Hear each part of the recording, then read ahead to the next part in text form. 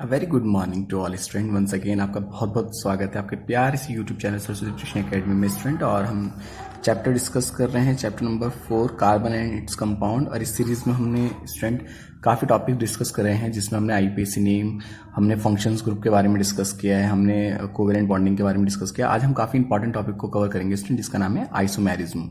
देखिए student, isomerism का concept कहाँ से आया वो आप समझिएगा।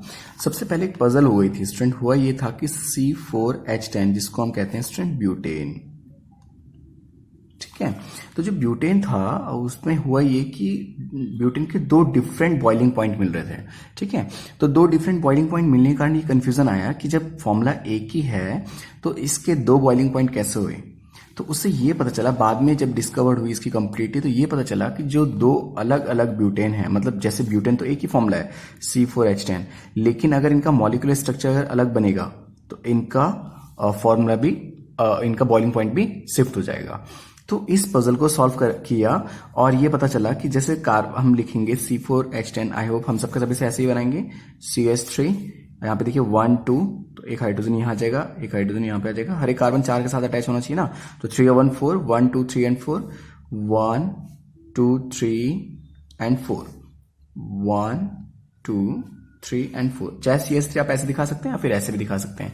तो ये पता चला कि एक तो इस तरह से अरेंज हुए होंगे, ठीक है, जिसको आप शॉर्टली ऐसे लिख सकते हैं CH3 CH2 CH2 and CH3। या फिर आप इसी स्ट्रक्चर को, एक तो मैंने इस फॉर्म में दिखाया, आप इसको इस फॉर्म में भी देख सकते हैं, जिसके कारण एक ही फॉर्मूले के दो अलग अलग बॉइलिंग पॉइंट मिल रहे थे। इस कंफ्यूजन को जब सॉल्व किया गया तो इसको नाम दिया गया आइसोमेरिज्म।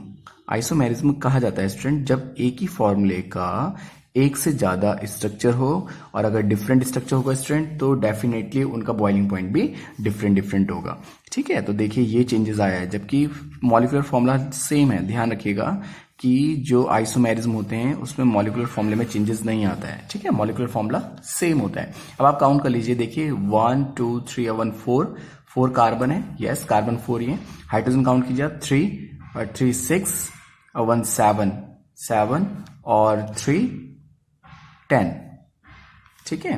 तो 7 3 10 ये कंप्लीट हो गया। अब इसमें काउंट आ जाइए आप, 1 2 3 4, तो 4 कार्बन है, यस। हाइड्रोजन कितने, 3 और 2 5 और 2 7 और 3 10।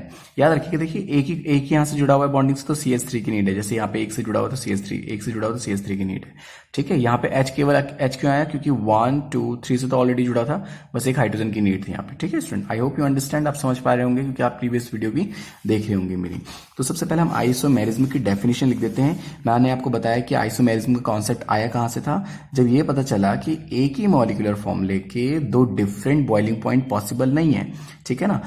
तो फिर बाद में पता चला कि ये आइसोमेरिज्म के कारण हो रहा है। तो आइसोमेरिज्म होता क्या है, आइसोमेरिज्म होता है जब एक ही मॉलिक्यूलर फॉर्मूले के एक से ज्यादा स्ट्रक्चर बनते हैं। तो जब एक से ज्यादा स्ट्रक्चर स्टूडेंट बनेंगे तो डेफिनेटली उनका बॉइलिंग पॉइंट भी डिफरेंट डिफरेंट होगा।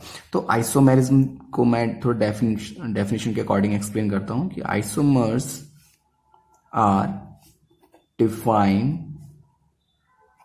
As compounds which have the same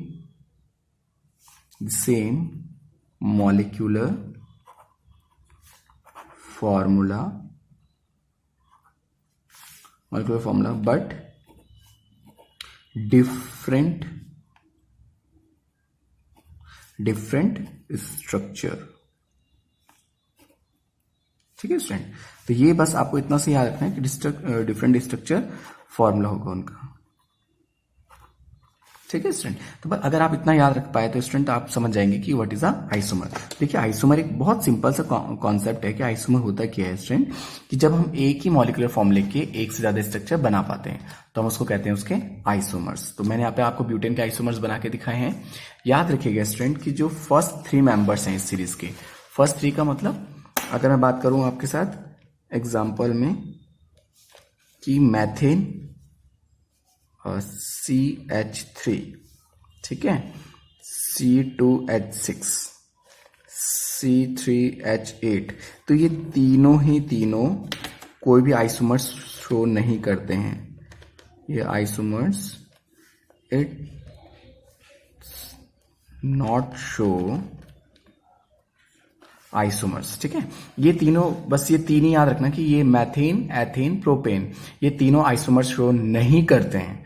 इसके अलावा जो भी होंगे वो सबके सब आइसोमर्स आपके शो करते हैं। और कुछ इसके बाद तो स्टूडेंट बहुत रैपिडली शो करते हैं। जैसे हमने भी बात करी कि ब्यूटेन के 2 आइसोमर्स हैं। देखिए मैंने यहाँ पे आपको ब्यूटेन बना के दिखाया, ये रहा ब्यूटेन। ब्यूटेन के 2 आइसोमर्स हैं। इसके बाद ये रैपिडली बढ़ते हैं। जैसे कि पेंटेन की अगर हम बात करें तो पेंटेन के 3 होते हैं।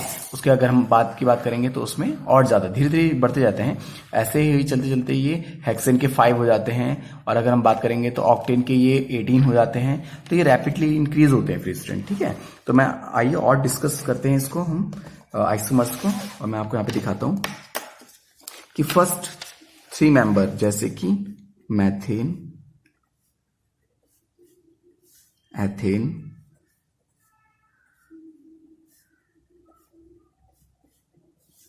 और प्रोपेन, बस स्टूडेंट याद रखिएगा ये 3 ही ऐसे हैं जो कि आइसोमर्स शो नहीं करते हैं। एग्जाम में आ सकता है आपके पास, given the name of the compound which no show isomers property, तो आपको याद रखना है कि ये आइसोमर्स प्रॉपर्टी शो नहीं करते हैं। तो इसके अलावा किसकी कितनी आइसोमर्स प्रॉपर्टी होती है मैं आपको वो भी लिखा देता हूँ स्टूडेंट। देखिए जो C4H10 यानी कि इसके बाद जस्ट बाद प्रोपेन के जस्ट बाद ब्यूटेन आता है, तो ब्यूटेन शो करता है स्टूडेंट आपकी 2 आइसोमर्स प्रॉपर्टी। ठीक है, कितने आइसोमर्स होते हैं इसके? 2। ठीक है, फिर इसके बाद हमारा आता है C5H12 जिसको हम बोलते हैं पेंटेन। और स्टूडेंट जो पेंटेन होता है आपका वो 3 कितने शो करता है स्टूडेंट? 3 आइसोमर्स शो करता है। ठीक है स्टूडेंट, और उसके बाद आ जाता है स्टूडेंट हमारा हेक्सेन। ठीक है, पेंटेन के तो मैंने आपको बता दिए। फिर आता है स्टूडेंट हमारा हेक्सेन C6H14। ठीक है, इसका नाम है हेक्सेन। तो स्टूडेंट याद रखिएगा कि जो हेक्सेन होता है वो 5 आइसोमर शो करता है। बोर्ड एग्जाम में आपके पास एक मार्क्स भी आ सकता है। ठीक है, कि ऑक्टेन होता है हमारा C8H18 ऑक्टेन। आपको आ सकता है given the name of the isomers of octane, तो याद रखना कि जो आइसोमर्स होता है वो 18 शो करता है। 18 आइसोमर्स शो करते हैं। ठीक है, isomers means same molecular formula but different structure. ठीक है, आप सिंपल लैंग्वेज में ऐसे भी डिफाइन कर सकते हैं। तो ये देखिए स्टूडेंट हमने अभी डिस्कस किया है ब्यूटेन का आइसोमर्स के बारे में। अब हम डिस्कस करते हैं कि पेंटेन के आइसोमर्स कैसे बनाए जाते हैं। ठीक है स्टूडेंट, तो मैं आपको सिखा रहा हूं पेंटेन के आइसोमर्स के बारे में। आई होप यू अंडरस्टैंड, आपको समझ में आ रहा होगा। काफी बेसिक सी प्रॉपर्टी है, लेकिन अगर आप ध्यान समझेंगे तो आपको अच्छे से समझ में आएगा। तो फॉर्मूला हमारे पास है C5H12। देखिए स्टूडेंट, एक फॉर्मूला तो हमारा इसका ऐसे बन सकता है क्योंकि 3 आइसोमर्स होंगे ना इसके। पेंटेन के कितने आइसोमर्स होते हैं? 3। तो देखिए पहला तो मैं इसको बनाता हूं 1 2 3 4 5 एक सिंगल चेन में। तो जब एक सिंगल चेन में तो यहाँ पे एक हाइड्रोजन आ जाएगा, एक यहाँ पे हाइड्रोजन आएगा, एक यहाँ पे हाइड्रोजन आएगा, एक यहाँ हाइड्रोजन इधर। ठीक है स्टूडेंट, कुछ ऐसे ये रहा। ठीक है स्टूडेंट, तो जो ये हमने बनाया स्टूडेंट इसको हम बोलते हैं पेंटेन। अब आप देखिए इसको हम कैसे लिख सकते हैं? CH3, देखिए CH3 सिंगल बॉन्ड, CH2, फिर CH2 अगेन, CH2, फिर CH2 अगेन, CH2, फिर CH3। तो जब ये सीधा एक चेन में ही है, सिंपल से एक सीधी चेन है, तो हम इसको लिखते हैं N पेंटेन। क्या लिखेंगे स्टूडेंट हम इसको? N pentane. I hope you understand. N pentane N क्यों यूज किया गया? क्योंकि एक सिंगल चेन में, क्योंकि अब आप देखेंगे कि इसका नाम बदलता जाएगा। ठीक है, हर एक सीरीज में इसका नाम बदलते जाएंगे। अब देखिए नेक्स्ट हम देखते हैं इसका, वो आता है एक आइसोमर्स मैंने आपको इसको बना के दिखाया। ठीक है, अब हम डिस्कस कर रहे हैं दूसरा आइसोमर। फॉर्मूला सेम होना चाहिए, C5H12 ही होगा फॉर्मूले में हमारे पास। देखिए C5H12। तो देखिए स्टूडेंट अब हम फॉर्मूले में ऐसे बनाते हैं 1 2 3 4 1 2 3 4 हमने ले लिए। एक कार्बन आपका यहाँ आ गया, देखिए उसमें सीधा 5 आगे था, यहाँ पे एक 5 वाला नीचे आ गया। तो बस ये आइसोमर्स इस टाइप से बन जाते हैं।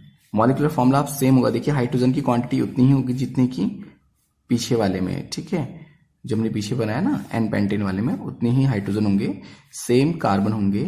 लेकिन अगर आप काउंट करेंगे तो आपको पता चलेगा कि इनका जो स्ट्रक्चर है, स्टडी करेंगे तो आपको दिखेगा स्ट्रक्चर डिफरेंट है। कैसे? इसके स्ट्रक्चर को मैं आपको वैसे दिखा देता हूँ तो आप इसको और इजीली समझ पाएंगे। देखिए CH3 ये रहा, CH2 ये रहा, ठीक है, यहाँ पे CH है ओनली, फिर ये CH3 से लिंक से नीचे जुड़ा हुआ है, ये रहा, फिर यहाँ पे क्या स्टूडेंट CH3। तो ये कुछ इस टाइप का स्ट्रक्चर है, ठीक है। आई होप यू अंडरस्टैंड, आपको ये समझ में आ रहा होगा। तो देखिए एक अगर नीचे चला जाता है ना तो हम उसको लिखते हैं आइसो, क्या लिखते हैं स्टूडेंट, आइसो, लेकिन है अभी भी ये पेंटेन, ठीक है। जब भी आइसो वर्ड यूज होगा तो एक कार्बन अपना आप ही नीचे आ जाएगा उस सीरीज का, ठीक है। अब जैसा आइसो हेक्सेन होता तो एक और यहाँ पे होता लेकिन कार्बन नीचे आया था, ठीक है। अब मैंने कहा था ना कि इसके 3 होते तो तीसरा बना के दिखाता हूँ आपको, ठीक है। तो ये रहा 1 2 3 4, 2 कार्बन ऊपर नीचे शिफ्ट हो गए हैं, CH3 CH3 CH3 CH3। अब आप काउंट कीजिए 1 2 3 4 5, कार्बन के 5 हैं और हाइड्रोजन के 3 3 3 3 3 6 9 एंड 12।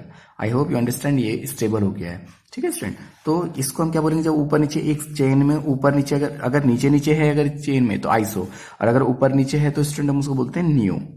तो नियो पेंटेन, देखिए लेकिन सबके सब है पेंटेन ही, ठीक है। कोई आइसो पेंटेन है, कोई आपका एन पेंटेन है, कोई आपका नियो पेंटेन है। तो स्टूडेंट बहुत सिंपल सा कॉन्सेप्ट होता है आइसोमर का। आइसोमर उसे कहा जाता है जब हम किसी एक ही मॉलिक्यूलर फॉर्म लेके एक से ज्यादा स्ट्रक्चर्स बनाते हैं, ठीक है student. I hope you understand, आपको समझ में आया होगा इजिली, ये जरूर याद रखिएगा आप, ठीक है student. Okay, thank you so much student.